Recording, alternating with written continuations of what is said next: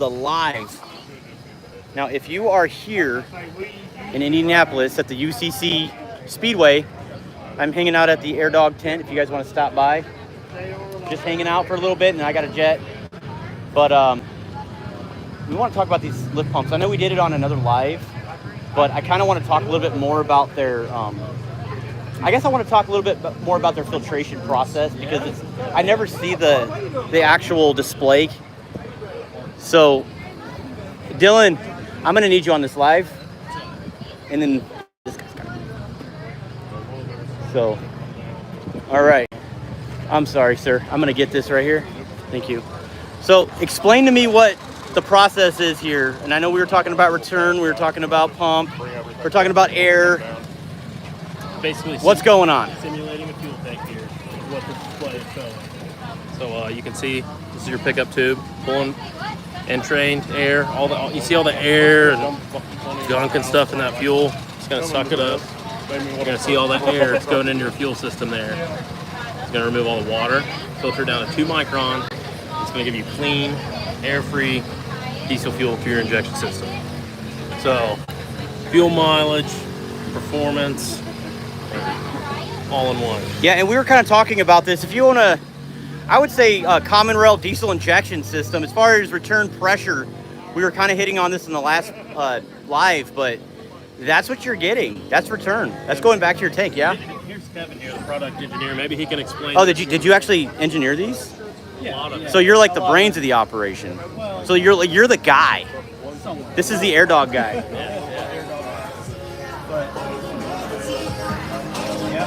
It's just low flow back to the tank. What's different between the 4G and the 5G is on the 5G we now have this diaphragm fuel pressure regulator right here. So it's adjustable from 7 to 70 PSI. It has a dual spring set in there. What's cool about these pumps too, if you're trying to push a lot of horsepower, they are boost compensated.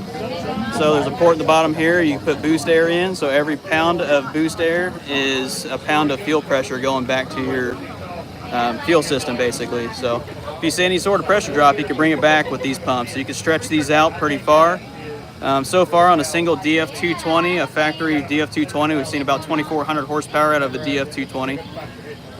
We've had some experimental pumps out there, like, you want me to talk about that? Yeah, go for it. Josh McCormick just hit 3,100 horsepower on a single experimental on a single pump, and it was a 220 GPH. Is that correct?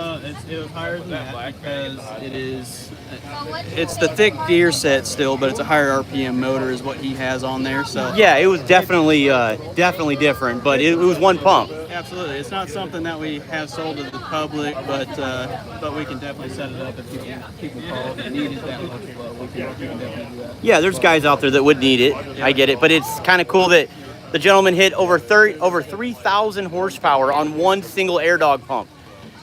Wow, I can only imagine. I could only imagine. Really cool. So, obviously it's self-explanatory. GPH, gallon per hour. Yes. What exactly does that mean? It is basically the flow rate of the fuel. It's gallon per hour. It's what the pump is capable of sending to the engine. Yeah, I mean, it's self-explanatory. I know it's a question that most people know, but for some people that don't know what they're looking at or understand what a lift pump actually does, it's basically how fast the fuel is being sent to the engine, pretty much. And then as far as sizings go, we talk about sizings quite a bit on the channel. You know, do we do a 165? Do we do a 95? Do we do a 100? A 150? A 220? There's a plethora of it. All depends on what you want. For kind of stockish applications, you want a DF100, but if you plan on upgrading down the road, a DF165 is not going to hurt because the engine only uses, the pump only sends what the engine needs. Everything else is restricted related to the pump itself. So if you planned on upgrading injectors or injection pump or anything down the road, just go ahead and get a 165. It's not that much more than 100, and it's not going to hurt anything. Yeah, it's a good point. So go with a 165, guys. I mean, if you're already kind of there, you plan on maybe even throwing some upgrades at your truck, it wouldn't be a bad idea to build your truck off of your lift pump. So that's kind of where I'm getting at. But there's nothing wrong with getting a smaller pump. But at the end of the day, it's kind of where do you plan on going on? Where do you plan on going with the build, I guess? What's your vision? Absolutely. But you know how visions go. You say, I'll keep it stock. You know, here, let me flip this over. Then you'll be regretting it by not upgrading it. Right, yeah. But you can always give us a call and we can help upgrade that, but it would be an extra cost, whereas you could have just saved the money by getting it in the first place. It's a good point. It's a good point. Well, thank you, sir, for explaining all that to me. Yeah, absolutely. Again, this is where we're at. We're only going to be here for a little bit longer, so I figured I'd turn the live on. But check out this. This was we were at the dealership yesterday, and this isn't for sale. This is actually one of their dealership builds, I guess. And this is a Yukon with a Duramax in it. I think that's kind of cool. I think that's really cool. And this thing is pristine. It's clean. I believe the guy's name is Max that owns it from whatever dealership that was that I did a live at. I can't remember. But hey, everybody, welcome to the live. Thank you guys so much for stopping by. But hopefully that answered your guys' questions on sizings. What's to look after? What is the? That's a good question. I mean, like, what realistically are you looking for in a lift pump? And of course, a lift pump is to separate dirt, fuel, air, or separate dirt, air, water from your diesel fuel. And diesel fuel is also lubricity as well, especially for some of you guys that have a CP4 injection pump. Am I right, Dylan?